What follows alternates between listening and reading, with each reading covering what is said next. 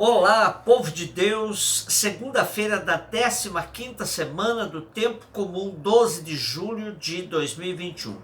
Nossa reflexão de hoje é a partir de Êxodo, capítulo 1, versículos de 8 a 14 e 22, e de Mateus 10, 34 até 11, 1. Naqueles dias surgiu um novo rei no Egito que não tinha conhecido José e disse a seu povo: olhai como o povo dos filhos de Israel é mais numeroso e mais forte do que nós. Vamos agir com prudência em relação a ele, para impedir que continue crescendo e, em caso de guerra, se una aos nossos inimigos, combata contra nós e acabe por sair do país. Estabeleceram inspetores de obras para que o oprimissem com trabalhos penosos. E foi assim que ele construiu para o faraó as cidades entrepostos de Pitom e Ramsés. Mas quanto mais o oprimiam, tanto mais se multiplicava e crescia. Obcecados pelo medo dos filhos de Israel, os egípcios impuseram-lhes uma dura escravidão e tornaram-lhes a vida amarga pelo pesado trabalho da preparação de barro, tijolos, com toda espécie de trabalho dos campos e outros serviços que os levavam a fazer à força. Então o faraó deu esta ordem a todo o seu povo: lançai ao rio Nilo todos os meninos hebreus recém-nascidos, mas poupai a vida das meninas. Nós começamos hoje a leitura do segundo livro da Bíblia, Êxodo. E o que está narrado em Êxodo fica entre as narrativas patriarcais que vimos nesses dias passados e as proezas da entrada em Canaã. Êxodo significa emigração de todo um povo. E, neste caso, é a saída do povo de Israel do Egito, vencendo a escravidão. Na linguagem do exegeta Severino Croato, Êxodo é o acontecimento-chave que modela a fé de Israel. Não se entende a fé de Israel, nem as tradições religiosas e dos livros sagrados, a não ser a partir deste acontecimento central. À medida que Israel vai se formando como povo, mais se polariza naquele acontecimento decisivo, que, por sua vez, é apresentado numa linguagem criativa. O êxodo se constitui um fato radical, profundíssimo, no qual tanto Israel como nós devemos interpretar Deus e a nós mesmos. O êxodo se converte em uma reserva de sentido inesgotável. Por isso, sua doação de sentido é também ilimitada. Toda experiência humana gera sua palavra. No depois de sua própria realização, é captado como fundamento do presente. Um acontecimento não é visto como decisivo na história de uma pessoa ou de um povo no momento em que acontece, mas depois de certo tempo, logo após ter doado sua energia recriadora. Hoje se diz que vivemos não uma época de mudanças, mas uma mudança de época. Porém, isso só será apreendido depois de um certo tempo, talvez somente pelas gerações que nos sucederem. O êxodo sempre significou para o povo de Israel a origem de sua realidade presente, ou se convertia em memória interpelante quando deixavam de ser livres. Cada vez que Israel passou por momentos de dominação histórica por alguma outra potência, a memória do êxodo voltava como um anseio de libertação. Veremos nesta semana os conteúdos do relato de Êxodo presente em 5 formas narrativas: a situação dos hebreus no Egito, a palavra resposta dos oprimidos, do libertador e do opressor, o fato em si mesmo e seus episódios, o relato interpretativo em linguagem simbólica e a mensagem desta narrativa. No texto de hoje temos o princípio da escravização de Israel no Egito, tendo como causa a troca do faraó que não conhecia a história de José e seu povo, e o aumento significativo de Israel no Egito.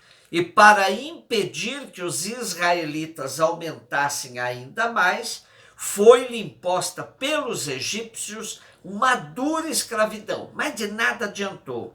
Israel crescia sempre mais. Então o novo faraó egípcio tomou uma medida drástica: sacrificar todo menino hebreu recém-nascido, poupando somente as meninas. Amanhã e nos dias seguintes veremos até onde vai essa situação de escravidão crescente e como Deus intervém por meio de lideranças do próprio povo para libertar o seu povo. Mateus 10, 34 e a 11, 1. Naquele tempo disse Jesus aos seus discípulos: não penseis que vim trazer paz à terra. Não vim trazer a paz, mas sim a espada. De fato, vim separar o filho de seu pai, a filha de sua mãe, a nora de sua sogra. E os inimigos do homem serão os seus próprios familiares. Quem ama seu pai ou sua mãe mais do que a mim não é digno de mim. Quem ama seu filho ou sua filha mais do que a mim não é digno de mim. Quem não toma a sua cruz e não me segue não é digno de mim. Quem procura conservar a sua vida vai perdê-la. E quem perde a sua vida por causa de mim vai encontrá-la. Quem vos recebe, a mim recebe. E quem me recebe, recebe aquele que me enviou. Quem recebe um profeta por ser profeta, receberá a recompensa de profeta. Quem recebe um justo por ser justo, receberá a recompensa de justo. Quem der, ainda que seja apenas um copo de água fresca, a um desses pequeninos, por ser meu discípulo, em verdade vos digo, não perderá sua recompensa. Quando Jesus acabou de dar essas instruções aos 12 discípulos, partiu dali a fim de ensinar e pregar nas cidades deles. Quem se habituou a repetir a frase de efeito, Jesus, manso e humilde de coração, fazei meu coração semelhante ao vosso, é capaz de nem conseguir identificar Jesus no texto de hoje. Imaginem um Jesus dizendo que não veio trazer a paz à terra, mas a espada, e que veio separar o filho do pai, a filha da mãe. Decididamente este Jesus anda sumido das pregações habituais.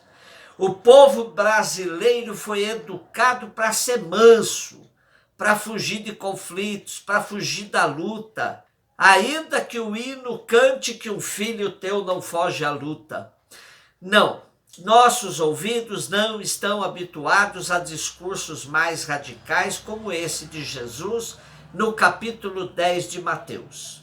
A vida de Jesus foi sempre buscar o bem das pessoas, aliviá-las em seus sofrimentos, defender a vida delas em todas as circunstâncias, livrando-as das enfermidades e preconceitos. Porém, mesmo que quem só faz o bem cria conflito, com quem não quer o bem dos pequenos, dos pobres e dos enfermos. Como diz Pagola, é impossível estar com os crucificados e não se ver um dia crucificado. No final do discurso missionário, Jesus deixa claro que ser seu discípulo é capacitar-se para carregar a cruz com ele. A vida dos discípulos missionários não será fácil. Se a vida do mestre foi difícil, por que a dos seus seguidores não o seria também? Como diz Terry Eagleton, se você se põe a seguir Jesus e não termina morto, alguma justificativa será necessária. Hoje, quando cresce a dimensão terápica da religião, onde muitos buscam a igreja para descansar suas almas, se deparar com esse discurso de Jesus não será nada convidativo. Porém, para que não demos razão a quem afirma que a religião é o ópio do povo, faz-se urgente rever a qualidade do nosso seguimento de Jesus. Será que damos conta de dizer que seguimos um líder político que morreu assassinado na cruz? Sim, os motivos da morte de Jesus foram políticos. Tanto que Pilatos mandou colocar na cruz Jesus Nazareno, rei dos judeus. Motivo que os próprios judeus rejeitaram, porque diziam que ele devia morrer, porque se apresentava como Deus e atentava o poder de César. Precisamos a todo custo evitar um cristianismo sem cruz, pois, se assim o for, ele será um cristianismo sem Jesus. Um beijo no seu coração.